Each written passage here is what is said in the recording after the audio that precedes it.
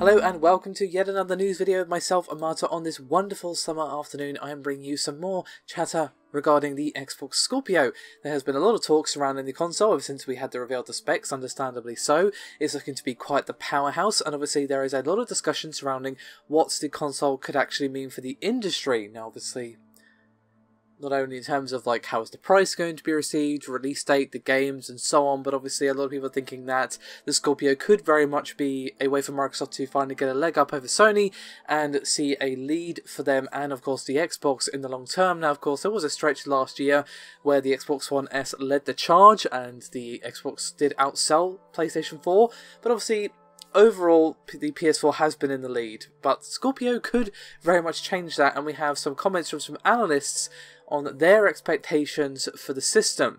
Now, this is credit to gamesindustry.biz, and I'm not going to go through all of what they wrote, obviously. It is a very lengthy article, and I'm of course going to link it in the description below, but I want to focus on a few key comments from a couple of analysts. Now, first of all, we have some comments from the DFC intelligence head David Cole, who said, quote, Microsoft once going to go after a broad consumer base, but now they are stuck targeting the bleeding edge of game consumers that want the highest performing hardware and are more concerned with specs than actual games.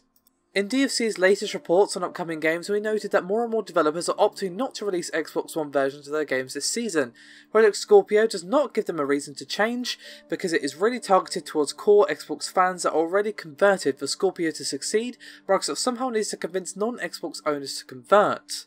Now, they're not wrong, to be fair. I mean, obviously a lot of people who have an Xbox One are maybe going to toy with the idea of getting a Scorpio, obviously if the price is right and if the games are right. I think a lot of people who already own and are already sort of bought into the ecosystem are definitely going to be tempted because, well, as we saw in the reveal from Digital Foundry, many games are still going to function better on Scorpio, be smoother at their 30 FPS cap or whatever it happens to be because of the extra hardware. And obviously if the developers patch those games, you know, you can see it maybe running at 60 and so on, and obviously have the option to run at 4K as well. So even if it doesn't have its own launch titles, which I would fully expect it to, but let's just pretend for a second that it doesn't, you still got, hey, these are the games that came out before the Scorpio that are going to be supported either for smoother frame rate or 4K or both. Now, I very much think it should be both because, as I've said many times, one of the things I was disappointed with the Scorpio, sorry, not the Scorpio, the PS4 Pro, was how hard Sony was pushing the 4K thing. I know it sounds better as like a marketing blurb thing, but in my opinion they should have really been pushing, hey, this can make your games run at 60 frames, and I really want Microsoft to do that with the Scorpio. Like, yeah, okay, having 4K is real beautiful, don't get me wrong, but I want 60 frames, and obviously if you can get both, awesome, excellent, 10 out of 10, sign me up. But I'm just saying, like, if I had to choose, obviously I would choose frame rate. But I have to disagree that people care more about specs than they do games. Specs are important, you know, people are becoming more and more aware of what specs actually mean in their consoles and PCs and so on. You know, what the limitations of the hardware actually is. But at the end of the day, we have seen time and time again that you can have the most powerful hardware, you can have the weakest hardware, but if you've got good games, it doesn't really matter. You know, if you don't have good games, people are not going to buy it just to have a shiny paperweight that's got expensive hardware inside. So I kind of have to disagree with him on that. But he's not wrong that Microsoft definitely have the work cut out for them because, yes, there's a lot of Xbox owners who are probably tempted, but they're probably going to have to get a few converts in as well. And I think maybe they could get a few people in who might be interested in PC gaming in because, well, it's a way to game easily on your TV and still get, you know, 4K 60, and perhaps it could be as someone who might be thinking about a lower end rig for a PC, and maybe Scorpio kind of hit the same sort of price tag that you have to pay for that, and obviously Scorpio would be a lot easier if it has the games to back it up. However, we do have a couple more comments that I want to focus on, the first of which is from MPD's Matt Piscatella, and he has a differing opinion to that of David Cole, and basically said that despite that Microsoft are indeed targeting a niche audience, he thinks that it could actually have the potential to push ahead of the PS4 in the US.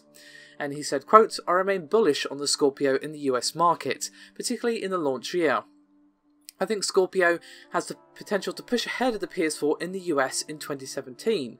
Adoption among the core gaming audience could be significant, and while this is a niche audience to target, it's the niche which is necessary to put the Scorpio on the path for longer mass market adoption. And that mass market adoption, obviously out of quote here, very much depends on the price tag, I think. They need to get the price right. I'm fully expecting about between $400 to $500. Now, some people are saying $400 mark, that would actually be pretty nice and very, very cheap for the performance that you're going to get. And we actually have a comment from Piers Harding Rolls of IHS Markit, and he's head of games research over there, and he said, quote, "The high-level specs suggest Project Scorpio will come to market at a higher price point than the PS Pro, launched in 2016 at $399 and euros respectively, and of course at £349. Although the ability to deliver native 4K gaming is a boon to Microsoft and its product positioning, we have to be realistic about its sales potential at a higher price point when for many console gamers, those without 4K displays, the improvements will be less significant. We expect Project Scorpio to be most attractive to early adopter Xbox One users and those who want a potential PC-level VR experience from a relatively cheap alternative to a VR-ready PC. If it sells more than 1 million units in Q4 2017, I think it will be doing extremely well." Now, not only does this tie in with some previous comments from Microsoft execs about the Xbox Scorpio very much being designed for the premium consumer, it actually lines up with some comments from another analyst, this being IDC analyst Lewis Ward, who said, quote, "I estimate the basic hardware will cost around $650, so if Microsoft wants any kind of margin at all, Scorpio will have to retail for $700 or more." So that's a bit above what I said, obviously, and I think it's a bit above what most people would expect. As I said, I'm myself pegging it around the sort of $500 to $600 mark, so $700 would definitely be a bit of an owie, but not out of the realms of possibility with the tech that they have inside. But obviously we don't know the manufacturing costs on the machine. It's definitely not cheap.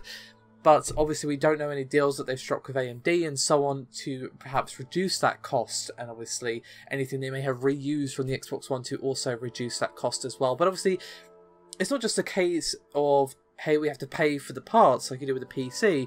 Obviously you've got the case of R&D as well, you know, how much research it took to decide, okay, this is the design, here's what we need to do, yada yada yada. So, you know, he could be not wrong. Unfortunately we have to wait till E3 to find out.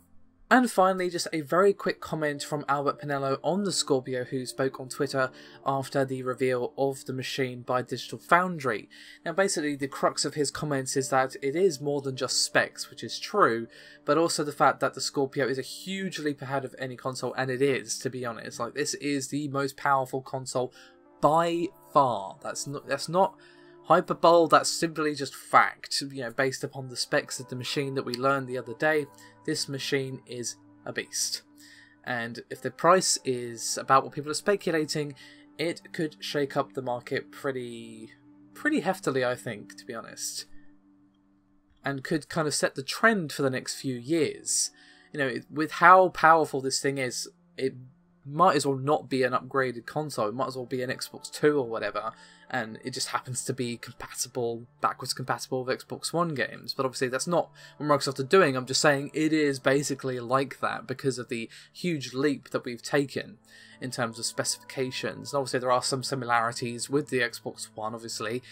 You can tell it was kind of built off that machine's weaknesses and the holes that they needed to fill. So yeah, my point is, I think Holiday 2017 is going to be very, very interesting, and I think E3 is going to be interesting as well, because that's where we're going to learn the price tag and the release date most likely, and that's when we can really talk about the impact the Scorpio is going to have, because if that price is right, Microsoft could be telling a very different story than they have been the last couple of years when it comes to the success of their console division.